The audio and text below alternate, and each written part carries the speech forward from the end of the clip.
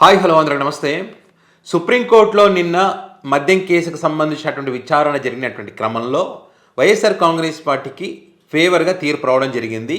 కూటమికి వారి భాషలో చెప్పాలంటే చాచి చెంప మీద కొట్టారని చెప్పి అంటుంటారు కదా, బిగ్ షాకులు, ఊహించని షాకులు, ఆ షాకులు ఈ షాకులని, అంతకు మించిన షాకులని చెప్పొచ్చు. ఎందుకంటే ఇక్కడ ట్రయల్ కోర్టు నుంచి మొదలు పెడితే అక్కడ అత్యున్నత న్యాయస్థానం వరకు కూడా వీళ్ళు చెప్తున్నది ఏది కూడా న్యాయస్థానం పరిగణలోకి తీసుకోవడం లేదు. కాబట్టే వీళ్ళకి ప్రతి చోట కూడా షాకులు తగులుతూ ఉన్నాయి. సో ఇక్కడ ఏదైతే ట్రయల్ కోర్టులో ముగ్గురికి బెయిల్ వచ్చింది, డిఫాల్ట్ బెయిల్ ఎందుకు ఇస్తారు? వీళ్ళు సరైనటువంటి టైంలో విచారణ పూర్తి చేసి ఛార్జ్షీట్ వేయకపోతే కనుక ఖచ్చితంగా డిఫాల్ట్ బెయిల్ అనేది వస్తుంది.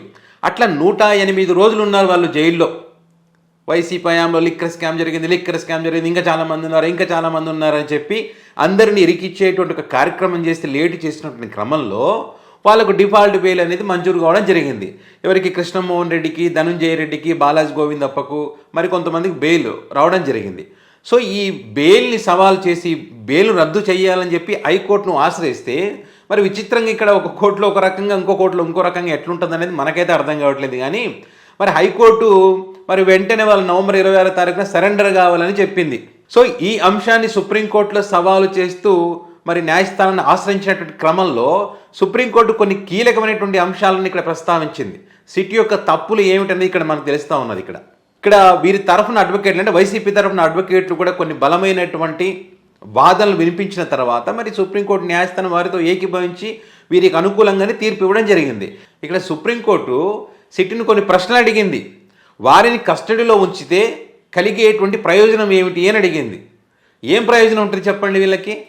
అంటే న్యాయబద్ధంగా డిఫాల్ట్గా వాళ్ళకు బెయిల్ వచ్చినప్పటికీ కూడా మళ్ళీ వాళ్ళని కస్టడీలో ఉంచాలని కోరుకుంటున్నారంటే ఆనందం పొందడం కోసం. ఆనందం పొంది ఇంకా ఏదో జరుగుతుందని చెప్పి బెయిల్ రద్దయిందంటే ఇంకా సీరియస్ సిచ్యువేషన్ ఉందని చెప్పి వాళ్ళ పత్రికల్లో రాసి డిబేట్లు పెట్టి ఏదో డైవర్ట్ చేయడం కోసం తప్పితే ఏమైనా ఉపయోగం ఉందా? ఏమీ లేదన్నది ఇక్కడ చాలా స్పష్టంగా అర్థమైపోయింది కదా. అంటే సుప్రీంకోర్టు అత్యున్నత న్యాయస్థానం అంత వాళ్ళు ఈ వ్యాఖ్యలు చేశారంటే ఒక్కసారి అర్థం చేసుకోండి. అండ్ అదేవిధంగా అందులో సీనియర్ అధికారులు కూడా ఉన్నారు.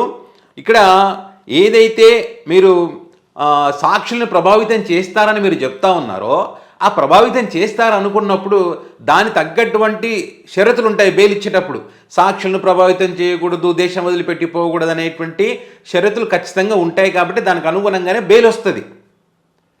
మరి ఇంకా మీకు అనుమానాలు ఉంటే ఇంకా కఠినమైనటువంటి నిబంధనలు పెట్టండి, తప్పే ఉంది.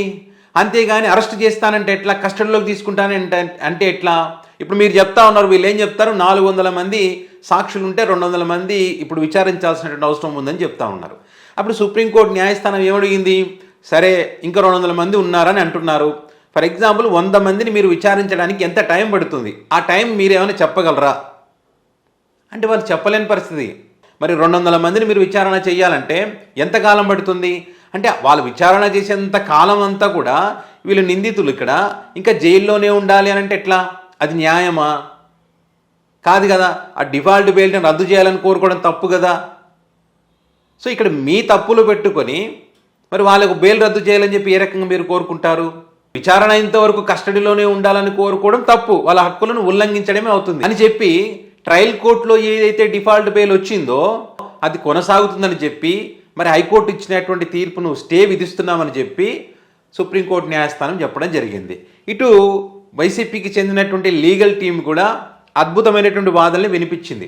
న్యాయబద్ధంగా, ధర్మబద్ధంగా ఉంటేనే అత్యున్నత న్యాయస్థానం వారితో ఏకీభవించి వీళ్ళకి అనుకూలంగా తీర్పిస్తుంది. ఇక్కడ వీళ్ళు చెప్పినటువంటి అంశాలు కూడా ఆ రకంగానే ఉన్నాయి, న్యాయబద్ధంగానే ఉన్నాయి. ఇక్కడ దర్యాప్తులో లోపాలు ఉన్నాయి, వీరిలో కాదు. మీ దర్యాప్తులో లోపాలు పెట్టుకొని ఇన్ టైంలో మీరు ఛార్జ్షీట్ దాఖలు చేయకుండా 108 రోజులు జైల్లో ఉన్నప్పటికీ కూడా ఇంకా 200 మంది విచారించాలని చెప్పి వీరిని జైల్లో, నిందితుల్ని జైల్లో ఉంచాలనుకోవడం ఎంతవరకు న్యాయం?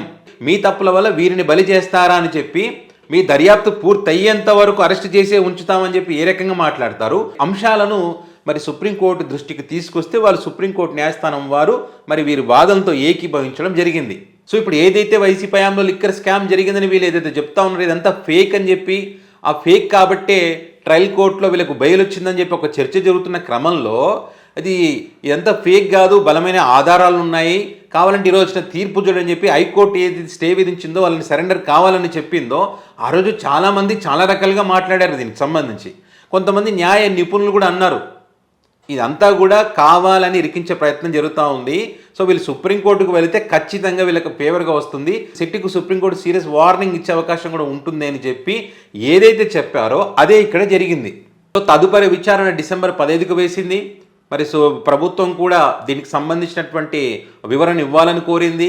అండ్ అదేవిధంగా వీళ్ళు ఏదైతే డిఫాల్ట్ బెయిల్ మీద ఉన్నారో రెగ్యులర్ బెయిల్కి సంబంధించి ట్రయల్ కోర్టు అక్కడ విచారణ జరుగుతుందని చెప్పి కూడా చెప్పడం జరిగింది సుప్రీంకోర్టు న్యాయస్థానం. రాష్ట్రం ఇప్పటికే అప్పుల్లో కూరుకుపోయినటువంటి క్రమంలో ఇలాంటి కేసులు పెట్టించి కోట్లల్లో డబ్బులు ఇచ్చి సిద్ధార్థ లూత్రా లాంటి వాళ్ళని అడ్వకేట్లుగా పెట్టి వాళ్ళు వినిపించేది ఏమయ్యా అంటే అక్కడ సాక్షులను ప్రభావితం చేస్తారు, వీళ్ళ ప్రమేయం ఉందని చెప్పి మాకు అనుమానాలు ఉన్నాయి, వీళ్ళు ఎక్కడికన్నా పోతారని అనుమానాలు ఉన్నాయి అంటే ఇక్కడ అనుమానాలే ఆధారాలు ఉండవు. వీళ్ళకి ఇట్లాంటి అడ్వకేట్లకి కోర్టులు గుమ్మరిస్తూ ఉన్నారు. ఏంటంటే డైవర్ట్ కోసం అంతే.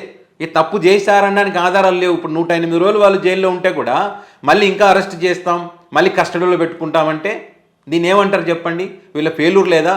నిజంగానే బలమైన ఆధారాలు ఉన్నాయనుకోండి, ఇన్ని రోజులుగా దర్యాప్తు చేస్తూ ఉన్నారు, ఎప్పుడో వీళ్ళ అధికారంలోకి వచ్చిన 2-3 నెలలకే మొదలు పెట్టారు, మరి దగ్గరగా 18 నెలల కాలం కావస్తూ ఉంది. మరి బలమైన ఆధారాలు ఎక్కడ చూపిస్తూ ఉన్నారు? మరి తప్పుల తడకతో కూడినటువంటి ఛార్జ్ షీటు ట్రయల్ కోర్టులో ఇస్తే మరి ఛార్జ్ షీట్ తప్పు పట్టింది కదా, 21 తప్పులేనని చెప్పి ట్రయల్ కోర్టు చెప్పింది కదా, అంటే ఆ కోర్టును కూడా తప్పు పడతారు వీళ్ళు. ఇప్పుడు సుప్రీంకోర్టు తీర్పును కూడా తప్పు పడతారు వీళ్ళు. అట్లెట్లా చెప్తుంది సుప్రీంకోర్టు న్యాయస్థానం? వాళ్ళు తప్పు చేశారనికి ఆధారాలు ఉన్నాయంటే మీ సోషల్ మీడియా వేదికగా ఆధారాలు ఉంటాయి, మీ ఛానల్లో డిబేట్ పెట్టుకోవడానికి ఆధారాలు ఉంటాయి, మీ పత్రికలో ఆధారాలు ఉంటాయి. ఎందుకంటే మీరు సొంతంగా సృష్టించి పెట్టినాయి కాబట్టి. ఒకసారి లక్షల కోట్లు అంటారు, అంటే దేశం యొక్క బడ్జెట్ ఎంతో అంత సంపాదించాడు జగన్మోహన్ రెడ్డి లిక్కర్లో అంటాడు, తీరా వచ్చిందని 3,500 కోట్లు అంటారు, మళ్ళీ అది 11 కోట్లకు వచ్చింది.